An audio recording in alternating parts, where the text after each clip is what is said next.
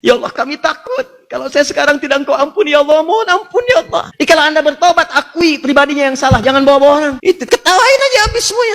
Mumpung kita filmnya dibuka sekarang, filmnya, maka edit dari sekarang sebelum dibuka di akhirat. Kalau ada kata-kata yang kotor, dubbing. Isi dengan yang bagus-bagus. Kalau ada adegan yang kotor, sensor. Hapuskan, ganti. Cara hati-hati. Kalau Anda merasa soleh, sholat udah rajin, puasa rajin, maaf, taklim rajin, tapi merasa benar sendiri. Dan menganggap orang lain salah semua. Maka Allah lebih mencintai orang salah yang tobat dibandingkan dengan Anda. Itu tanda, sesuatu tanda yang harus dievaluasi. Ada sesuatu yang salah. Ya, orang soleh itu sedang mengevaluasi diri. Istighfar, sebelum subuh istighfar kepada Allah dan seterusnya. Nah, ketika seseorang ini datang kepada Allah, apa kata Allah? Jangan putus asa dari rahmat Allah. Yuk, saya berikan ampunan. Yang paling dahsyat, begitu dia istighfar, diampuni dosanya.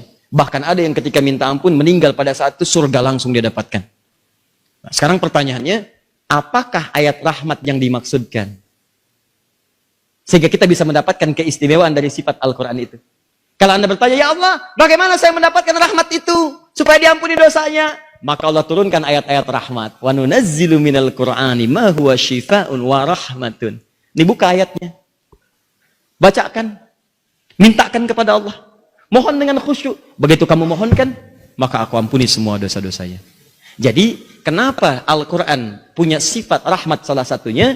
Untuk memberikan gambaran kepada kita, kalau Anda merasa pernah punya dosa, ingin kembali kepada Allah, maka gunakan ayat-ayat rahmat itu untuk memohon kepada Allah subhanahu wa ta'ala. Seperti Allah mengampuni dosa-dosa Adam, seperti itulah Allah akan mengampuni semua dosa anak cucu Adam. Paham sampai sini? Apa di antara ayatnya? Saya buka malam ini satu ayat saja dulu. Satu, seperti persis kalimat Nabi Adam alaihissalam. Jadi kalau Anda sedang berbuat salah, tiba-tiba ingat untuk berbuat kembali kepada Allah, berbuat baik, bertobat, langsung ingat kalimat ini. Ini kalimat pertama yang diucapkan Nabi Adam alaihissalam saat beliau bertobat kepada Allah subhanahu wa ta'ala. Dan hebatnya, langsung turun kalimat. Fataba alaihi, diterima tobatnya, diampuni semua dosa-dosanya. Makanya Nabi Adam berwasiat ketika turun ke bumi, langsung dibacakan kalimatnya, diabadikan dalam Al-Quran, oleh Nabi dibimbing kepada kita untuk membacakannya. Dalilnya ada di Quran surah ke-7, ayat ke-23. Paling kanan sebelah atas di mushaf. Waqala, karena yang bermaksiat Adam dan pasangannya, ketika mereka berdua sudah berjumpa, mereka merasa, awas kita pernah salah, jangan berbuat salah lagi. Kita mohon kepada Allah supaya Allah mengampuni dosa-dosa kita. Perhatikan kalimatnya. Rabbana zalamna anfusana wa illam taghfir lana wa tarhamna rahmat wa tarhamna lanakunanna minal khasirin. Di kalimat pertama. Tapi mohon sekali dibacakannya jangan sekedar pakai lisan, pakai hati. Pakai hati. Di cara memohonnya bukan sekedar di lisan. Kalau cuma di lisan jangankan Anda, ajarin anak kecil deh. Yang 4 tahun, 5 tahun, suruh baca itu. Mereka juga bisa baca itu. Sedangkan mereka belum baligh. Belum ada peluang dihisab di situ. Ya. Belum taklif mereka. Jadi kalau cuma bacaan di lisan, jangankan Anda, anak kecil pun bisa. Bacakan dengan hati. Jadi begitu Anda katakan, Rabbana zalamna anfusana. Ya Allah yang merawat kami. Rabb itu sifat rububiyah. Yang merawat, mengampuni dosa, memaafkan kalau salah, menyembuhkan kalau sakit. Seakan-akan Anda mengatakan begini, Ya Allah, Engkau yang telah berjanji kalau kami salah akan memaafkan. Engkau yang mengatakan kalau kami berbuat dosa akan mengampuni. Zalamna anfusana, kami mengakui kami berbuat salah, Ya Allah. Dan kesalahan itu karena diri kami. Anfus jama dari kata nafas. Anfus jama dari kata nafas. Masih ingat nafas ketika disebutkan ada apa di dalamnya? Nafsu. Anfus jama dari kata nafas. Nafsun disebutkan di surat Yusuf tadi. Innan nafsala ammaratun bisu. Ya Allah, kami berbuat zalim karena nafsu kami, Ya Allah. Kami berbuat salah karena diri kami, Ya Allah. Jadi kalau Anda berbuat salah, jangan lekatkan kesalahan itu kepada Allah. Jangan nisbatkan kesalahan kepada Allah. Yang salah itu Anda, bukan Allah. Dan jangan pernah kesalahan Anda dikaitkan dengan orang yang tidak ada hubungannya. Jadi kalau Anda bertobat, akui pribadinya yang salah. Jangan bawa-bawa orang. Ya Allah, saya mengakui berbuat salah. Tapi kesalahan saya kan karena Ustaz Adi, Ya Allah. Mohon. Kalau saya tidak ikut kajian Ustaz Adi, nggak akan berbuat salah. Memang itu Ustaz bid'ah, Ya Allah. Oh. Udah tobat, kalah lagi nyalahin orang. Ya. Jadi kalau Anda ingin bermohon kepada Allah, minta, rasakan. Begitu Anda menyebutkan, lihat kalimatnya, zalamna anfusana, Kami telah berbuat zalim dengan diri kami, ya Allah. Nah, langsung Anda bayangkan siapa yang Anda zalimi itu. Kalau ibu Anda, maka bayangkan saat beliau mengandung, merawat, menyayangi Anda. Bayangkan saat itu, minta. Dan yang paling dahsyat, wa illam taghfir lana. Ya Allah, kami takut. Kalau saya sekarang tidak Engkau ampuni, ya Allah, mohon ampuni, ya Allah. Saya takut kalau enggak diampuni, ya Allah. Karena taruhannya kalau ampunan Allah tidak diberikan, maka neraka jadi jaminan. Maka bayangkan. Dan awas ya, jangan bayangin neraka dulu nih, kejauhan. Alam kubur. Jangan bayangin alam kubur dulu, kejauhan. Sakaratul maut.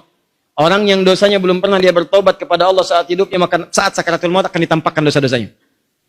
Itu yang membuat dia gelisah, takut, gasak, gerusuk, tidak karuan, mulut meracau, kadang mukul-mukul sana-sini dan sebagainya. Wah, dahsyat dia, takut. Kalau nggak percaya, silahkan aja. Saya udah ingatkan Anda. Kalau masih pengen milih berbuat dosa, silahkan kumpulkan oleh Anda. Nabung tuh dosa sebanyak-banyaknya. Nanti kita lihat di akhir. Begitu Anda masuk sakaratul maut, Anda akan rasakan bagaimana presentasi dosa dibentangkan di hadapan Anda. Dan malaikatnya nakutin. Gak usah dibayangin nih, gak kebayang. Depan Anda udah begini. Ayo kamu, ayo pulang. Ayo, pukul. Dipukulin, gak percaya silakan aja, baca ayatnya. Makanya kadang-kadang kalau pengen berbuat dosa, mikir dulu. Mikir. Ikan aneh, udah berbuat dosa, malu untuk tobat. Anda aja buat maksiat nggak malu. Kenapa saat tobat mesti malu? Aku malu melihat orang, aku malu melihat begini. Kamu maksiat nggak malu, sekarang merasa malu. Kamu bayangin dulu, makanya mikir kalau ingin berbuat dosa, bayangkan akan dipermalukan. Kalau ingin berbuat dosa, bayangkan akan dibuka. Kalau pengen berbuat dosa, mikir dulu, dosa itu mengalir ke siapa? Bapaknya yang korupsi, keluarganya yang kena. Makanya kalau mau nyuri, mikir dulu, keluarga antum akan kena. Nih anak-anak antum yang lucu-lucu. Dibawa ke majelis taklim, disayang, main dengan tetangga. Apa antum tega membuat mereka dibully oleh teman-temannya? Hei anak koruptor, anak pencuri, anak penipu. Kasihan anak itu. Dia belum tumbuh sedang menanggung dari kesalahan Anda. Kenapa? Karena dosa yang Anda bawa itu bawa ke rumah, dimasak oleh istri Anda, dimakan oleh mereka. Jadi mereka kebagian dari dosanya. Kebagian dari hinaannya, kebagian dari celahannya. Antum mikir dulu kalau ingin berbuat salah. Antum anak, antum berbuat salah. Bapak, ibu antum kena. Sudah mengandung dibikin susah, melahirkan susah, menyusui susah, sudah dewasa bikin susah juga. Antum apa nggak punya waktu untuk membuat bahagia bagi orang tua? Tobat. Balik. Dan kalau sudah dibuka, itu artinya Allah membimbing Anda untuk tobat, bukan ingin mempermalukan Anda. Hukuman sosial itu untuk membuat Anda mengerti, ini di akhirat lebih parah. Ini yang tahu baru orang-orang sekitaran, di akhirat dibuka. Malaikat pun tahu semua, jin tahu semua, setan ketawa aja. Itu ketawain aja habis semuanya tuh. Mumpung kita filmnya dibuka sekarang, maka edit dari sekarang sebelum dibuka di akhirat. Kalau ada kata-kata yang kotor, dubbing. Isi dengan yang bagus-bagus. Kalau ada adegan yang kotor, sensor. Hapuskan, ganti. Cara ngapusnya tobat. Ilangin, sebutkan. Jadi begitu mengatakan, "Zalamna anfusana", ingat siapa yang dizalimi itu. Teteskan air mata, minta. Bayangkan siksa kubur, bayangkan neraka. Kata malaikat, "Akhriju anfusakum, baik keluar kamu." Gak mau keluar ya, saya pukul depannya, belakangnya segala. Itu di Quran surah 8 ayat 50. Keluarin. Silakan kalau nggak percaya. Kayaknya malam ini selesaikan urusannya. Watarhamna, dan Kau berikan rahmat kepada kami. Nah, jadi begitu dosa diampuni, turun sifat ampunan Allah, rahmat turun. Begitu rahmat turun, hapus semuanya, beres, hilang. Kalau kami nggak dapat rahmat itu, ya Allah, lanakunanna minal khasirin, kami akan rugi. Daripada kita rugi sebelum pulang, lebih baik hapuskan sekarang. Itulah sebabnya ketika kita berbuat salah, teman-teman sekalian, kenapa ayat rahmat dibandingkan dengan syifa? Syifa itu kan obat penyakit. Kenapa disandingkan dengan rahmat? Rahasianya adalah, saya tutup, kenapa di Quran surah 17 ayat 82 rahmat disandingkan dengan syifa? Karena pertama, kalau orang sudah berbuat salah, pasti akan hidup dan bersanding penyakit dalam dirinya. Jadi kalau orang mencuri, itu sebenarnya sedang masukkan penyakit pada dirinya. Nggak percaya silahkan. Anda belum pernah mencuri selama hidup, begitu keluar dari masjid ini, nyoba-nyoba mencuri, pasti akan kepikiran. Di jalan kepikiran, kamu salah, kamu dikutuk terus tuh sama jiwa-jiwa takwanya. Kamu salah, cepat balikin. Kamu keliru. Itu tersiksa dengan keadaan. Bertemu orang, jadi hati-hati. Jadi diam-diam, jadi takut ketahuan. Yang tadinya bebas, jadi tersiksa. Makan, jadi perasaannya jadi nggak nyaman. Itu ngundang penyakit.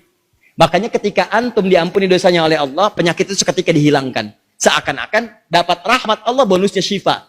Kalau orang sudah diampuni dosanya, maka akan tenang hatinya. Bebas dari pikiran-pikiran, bebas dari penyakit, hidupnya lebih bersih lagi. Itulah rahasianya kenapa syifa disandingkan dengan rahmat di ayat tadi. Jadi kalau Anda ingin dibebaskan dari semua penyakit-penyakit urusan dunia, maka yang pertama, gugurkan dulu dosa-dosa Anda di hadapan Allah Subhanahu wa taala.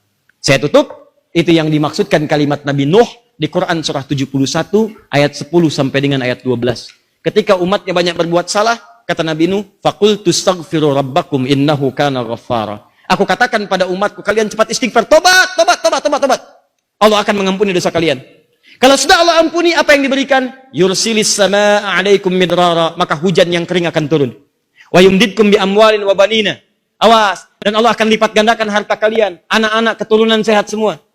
Ini gambaran kata para pakar tafsir, kalau ada orang berbuat maksiat, bawa harta haram ke rumah dan sebagainya, maka akan bermasalah bagi anak, bagi harta dan sebagainya. Bagi keluarga. Kalau Anda ingin hapuskan semua itu, maka bertobatlah kepada Allah Subhanahu wa taala. Ini makna rahmat yang pertama. Apakah makna rahmat yang kedua? Yang bisa membebaskan Anda dari semua masalah kehidupan. Sehingga ke kantor, tenang. Di rumah, enak. Ada masalah? Ada. Cuman saat akan dilalui, diringankan oleh Allah. Seakan-akan nggak punya masalah. Dan yang terakhir, yang paling hebat, begitu Anda mendapatkannya, maka dunia akan ditundukkan kecil pada diri Anda. Dan apa yang Anda butuhkan, Allahu Akbar. Belum Anda dapatkan, sudah Anda dapati. Belum Anda cari, sudah menghampiri. Bagaimana cara mendapatkan itu? Itulah yang akan kita bahas di pertemuan berikutnya insya Allah.